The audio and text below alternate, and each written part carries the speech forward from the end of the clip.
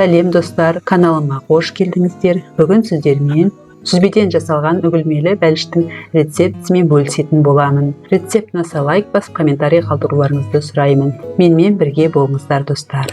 Сүзбелі бәлішімізді дайындау үшін 240 грамм ұн, 1 жұмыртқа, 100 грамм сары май, 70 грамм қант, 1 шай қасық ванильді қант, жарты шай қасық қопсытқыш және шымшым тұз керек.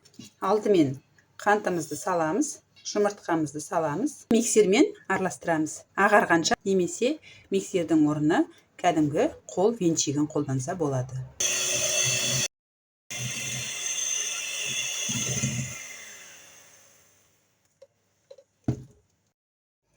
Шымшым тұз салам, ванильный сахар салам. Алдын ала жұмсартылған, тоңазытқыштан шығарылып қойған, үй температурасында жылыған жұмсақ сары майды саламыз. Жұмсақ сары маймен араластырып алам.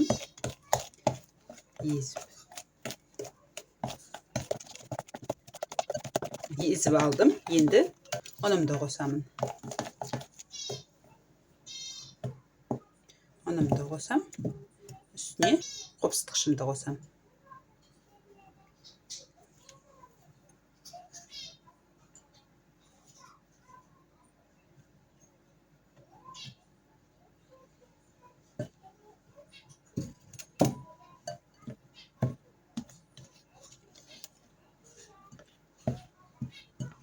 Барлығын араластырып, жұмсақ қамыр илейміз.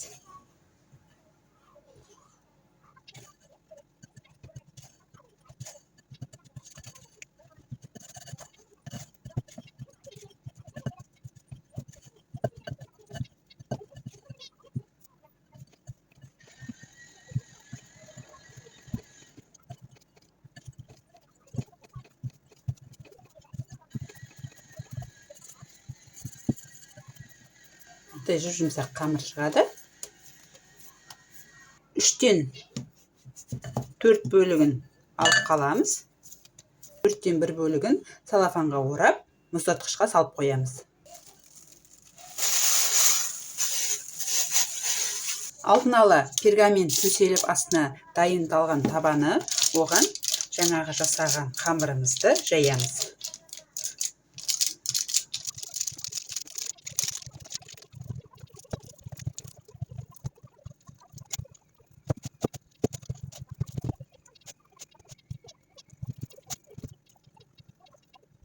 Қамыры жұмсақ болғандықтан өте иілгіш болып келеді. Осындай өстіп жазып аламыз көне. Қамырды 30 минутқа тоңазытқышқа салып қоямын. Астына пергамент төсеуге болады, немесе төсемей жан-жағына сары май жағып қойсаңыздар да болады. Және де менің формамның диаметрі 24, 22-де 24-те формаға да пісіруге болатын қамыр. Енді салмасына 500 грамм сүзбе, 100 грамм қаймақ, 2 жұмыртқа, 2-ден 1 ас қасық ұн, 2-ден 1 ас қасық крахмал, менде кукурузный, 120 грамм қант, 2 шай қасық ванильді секер, шымшым тұз, 3-тен 1 лимон және смородина жидегі, немесе кез келген жидекті қолдана берсеңіздер болады. Жаңағы дайындаған ингредиенттерімізді творогке қосамыз. Қаймақ салам, секер, жұмыртқа, ұн, 2-ден 1 крахмал, жүгері крахмалы, ванильді қант, шымшым тұз, лимонның цедрасын қосамыз.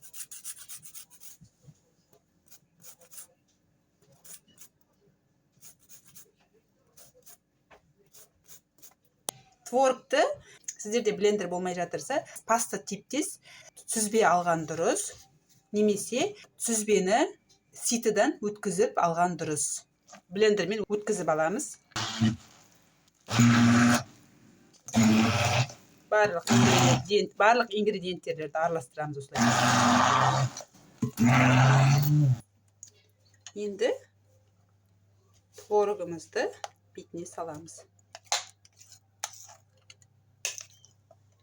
қамырымызды.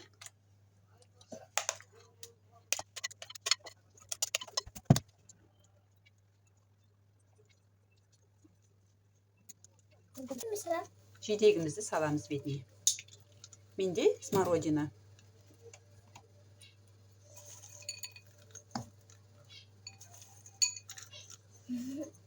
Кез келген жидектерді салуға болады.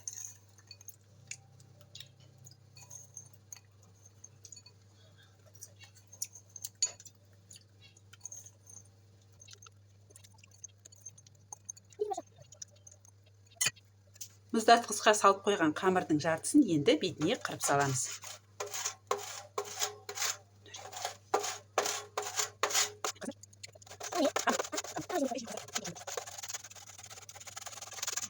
Осындай ірі теркіден өткіземіз.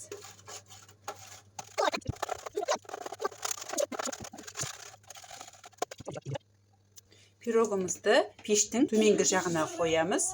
10 градуста 40 немесе 50 минут пісіреміз. Әркім өзінің пештің пісуіне қарайды. Төменгі жақ бетіне қоямыз пештің. Себебі пирогтың астыңғы жағы жақсы пісу үшін. Төменгі жаққа қоямыз. 180 градуста 40-50 минуттан кейін жоғарғы жаққа көтеріп қойып пісіріп аламыз. Пирогымызды енді суытуға қоямыз, осылай кішкене суып алуға. Пирогымыз суыды, енді формадан шығарамыз.